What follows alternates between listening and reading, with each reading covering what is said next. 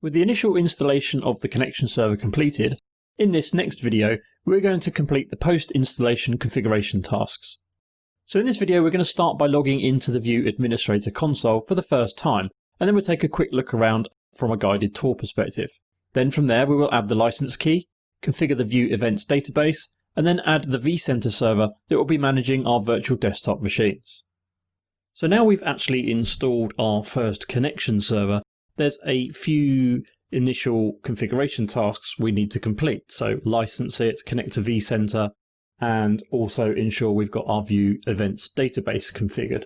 So to do that, we are going to log on to our console for the first time. So to do that, we can either double click on the icon on the actual desktop of the connection server, or we can connect to it from a browser from another machine, which we've done here. So we've opened a browser and we've gone to https://hzn7-cs1, so the name of our connection server, and then /admin.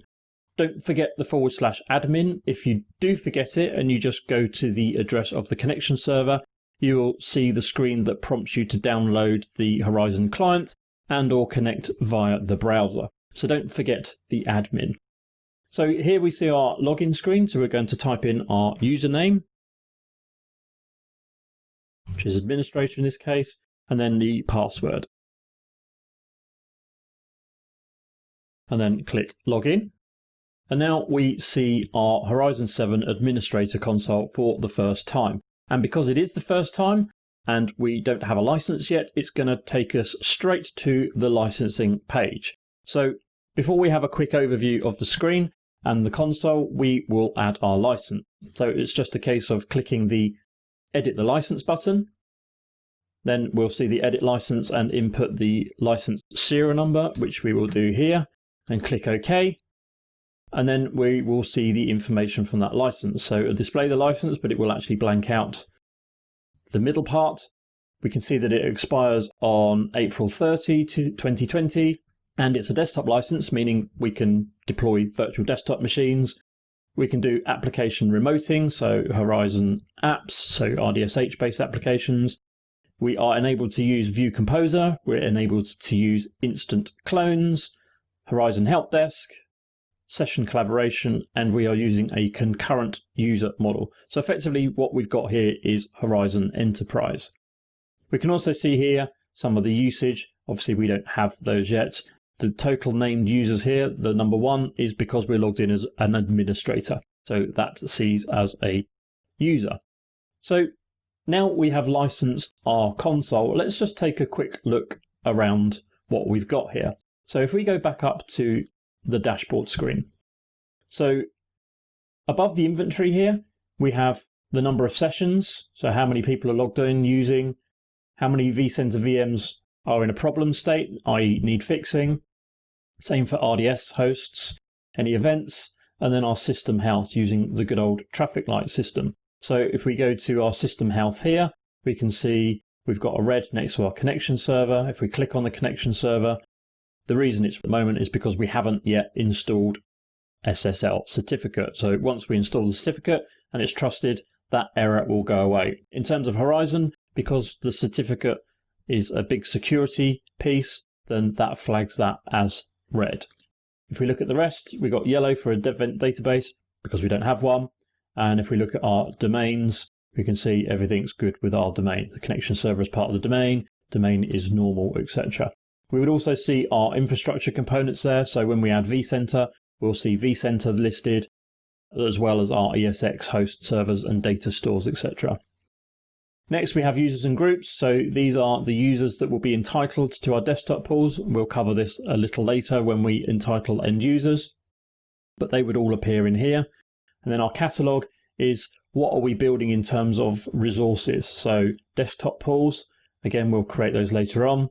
Application pools, if you're using RDS desktops, entitling users to those, and then delivering ThinApps. So we don't have any ThinApp repositories configured on here, but if you did, we could have ThinApps delivered to the desktop. Resources, farms, this is for our RDS configuration. Here's our virtual machines, so we can have vCenter VMs, RDS hosts, and any others. So maybe manual desktop pools that are just running the agent, or maybe they're physical desktops running the agent as well. And then we can manage our persistent disks. So if we are using linked clone technology, our disks, our persistent disks will all appear here. So I could detach them, I could back them up, I can import them, I can manage the whole disk infrastructure from here. Monitoring, so our events, we're not going to see anything. We've not yet configured the events database. Sessions, it's going to tell us all about any sessions that users are currently using.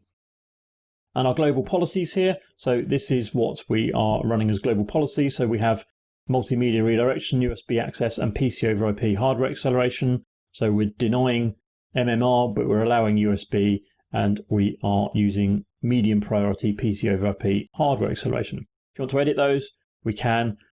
These are all in there. Next, we have our view configuration. So this is where we can configure our servers, our instant clone domains. We've already touched on the licensing page. Global settings. So here, if you go into the general, this is a useful one. So the default timeout period for not using the administration console is 30 minutes. If you want it a bit longer, we can change that there. If you want to forcibly disconnect users, in some cases, if you're doing recompose operation, for example, you might want to force people off. So you can say, right, I'll send you a message, you're being logged off, and then after 600 minutes has elapsed in this instance, you will be logged off.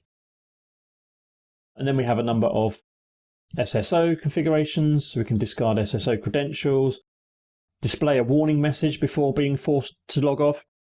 So after warning, log off after 5 minutes. So you could put your own message in here. So we've just got here, your desktop is scheduled for an important update and will shut down in 5 minutes. Please save and get out, basically, log off.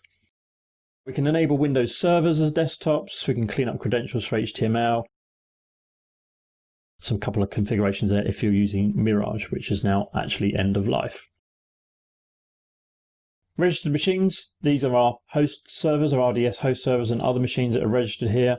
Administrators, so we've added our administrator account, but we could easily add another end user here. So if I wanted to add myself as an administrator, I could go find myself, add myself into there, and then do next, and then choose which role I'm going to have. So I'll have administrator role, and next, root access, and then finish. So now I have my own account added as one of the administrators for Vue. ThinApp configuration, so this is add a repository, so literally it's a path to your file share that contains your ThinApp packages. Cloud pod architecture, so if we're going to start scaling out to maybe have a DR site to scale the number of users beyond that of a standard pod, so we would need to initialize that here, and then on the other one we would join, so the two would talk to each other. That's basically replicating the Adam database information. And then finally, event configuration, which we have not yet configured. So that's a very brief overview of the console. So now we're just going to finish some of the configuration tasks. And the first one we're going to do is point to our vCenter server, because that's where our virtual desktop machines are going to live, either as full clone VMs, instant clones, or linked clones. So from our inventory, we expand view configuration, servers. vCenter servers is already the first tab, so we click on add. So now we need to tell it the vCenter server address. That's vcs2.pvolab.com. What's the username for our vCenter server? That's our administrator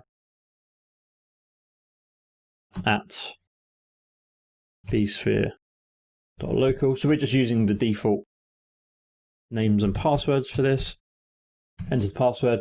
You can put a description in there if you really want to, just say which vCenter server it is, which port it's going to use, and if it's VMware Cloud on AWS, we could also check that box as well. So the other options here, advanced settings, this relates to the concurrent operations that this vCenter server is going to handle. So the maximum concurrent vCenter provisioning. So what's the number of maximum machines it can provision at once? That's 20. Maximum current power operations. So powering machines off, on, 50. How many concurrent Vue Composer maintenance operations? So it can do 12 view composer operations, maximum concurrent view composer provisioning, 8, and then instant clones, 20. So once you're happy with that information, click Next to continue. First, you'll see that because we've not installed the certificates again, it says the server certificate is not trusted, certificate cannot be checked, so we can actually view the certificate here. We can accept that. And then we move on to our View Composer settings screen. So now we need to enter the details of our View Composer. So we're not going to install a View Composer in this particular lab, but we'll just go through how you do this because we will show you how to build linked clones. So we have the option of don't use Composer. We can use View Composer co-installed with a vCenter. So that is basically the Windows View Composer service installed on Windows vCenter server, or a standalone View Composer server. And the standalone View Composer server is if you are using the vCenter server appliance. Obviously the appliance is Linux based, View Composer is Windows based. So you'll need to run the Composer service on a Windows based server. So we'll just go for the standalone version here just to show you what you need to input. So that would be our VCS pvolab.com as our server address, our username and password. So we need to put this in the format of domain/username. So pvolab/administrator and then the password. And then click Next to continue. Again, we see the certificate error because we haven't installed the certificates yet. So we literally view the certificate. We can accept the certificate. And now we see our View Composer domains. So what happens as part of building these virtual desktop machines, they obviously need to have machine accounts within Active Directory. So this basically allows you to specify an account that has permission to do just that. So when Composer builds a machine, it has details of the account and these machines will get added to Active Directory. So it's already picked up on our pvolab.com administrator, but if you wanted to add another domain, it's literally just put the domain in there, username and password. So we've already got that added. So one thing to note actually while we're here is the View Composer accounts for domains must have these permissions. So you must have create computer objects, delete computer objects, and write all properties. As we said, it's going to need to create machine accounts within Active Directory for any virtual desktop machines that get built. So we click Next to continue. Now we see our storage settings screen. So here we can either select to reclaim VM disk space, so we can go up and do a cleanup, or enable the View Storage Accelerator, or often called content-based read cache. This is the ability to cache hot blocks on the ESXi host server. As we're running virtual desktops, a lot of the blocks will be the same because it's the same operating system. So by caching these, we can speed up the provisioning and the building of our virtual desktop machines. So here we can choose to enable that, and we can also choose a cache size. Maximum cache size is 2 gig. We can also show all the hosts. If we had additional hosts, we could configure those here as well. So we'll leave that as the defaults. We click Next to continue, and then we see the summary screen or the ready to complete screen. So this is going to give us a summary of what we are going to configure. So our vCenter server details, username, password, the ports, it's not on a cloud, we're using AWS, the provisioning options, the type of composer we're going to install, and then the details of connecting to our composer.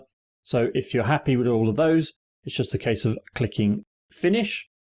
And then once it's finished, we end up vCenter server screen, and we can see that our vCenter server has been added. It has VM disk space reclamation enabled with a tick, as is the View Storage Accelerator tick, and it is enabled for provisioning desktop pools and virtual desktop machines. If we wanted to edit, we could literally highlight, we could actually remove, we could disable the provisioning option, or we could edit, and then we will literally see the screens that we have just configured. So we could edit our vCenter server, and we could also edit our composer settings there, and also our storage settings. So if we wanted to go back and turn content off for our View Storage Accelerator, we could do that there. So that's added our vCenter server. So if we come back to our dashboard screen on our Horizon Administrator console, now that we've added our vCenter server, we can see that we now have our vSphere components showing. So we have our data stores. So if we expand that, we can see our data store 1 and our VM data store. So we could click those. We can see paths, the size. Obviously, we don't have any desktop pools created currently, but they would show in there. We have our ESX host. So there's our host server and vCenter server, obviously, because that's what we added. So there's our vCenter server. And then finally, because we added our domains, we can see the information on our domain. So one final thing that we need to do, and that's to add our events database. So any events that happen in Vue get recorded in a database. And to do this, we go into Vue configuration, event configuration. We can see here that there's a syslog, so we can add a syslog server to send log files to there. So we could add the name of the server in there. We could enable log file to file. So we could add that, put path in there and create a syslog file, or we could create an events database. So we need to type in the name of the database server. So in this example, maybe our SQL database is on our same server as our vCenter. We can have SQL or we can have Oracle. We can change the port, database name, so whatever you've called your database. So perhaps we've called ours Vue Events. We can put in the username, so maybe we just use the SQL SA account, then the password, confirm the password, and then maybe add a table prefix. So we've got production here. So that will now go away and create our events database or point Horizon Vue at our events database. So now we've completed our initial configuration task. We've got our connection server set up. The next one we'll build is a replica server. In the next video of this section, we're going to take a look at the new Horizon console.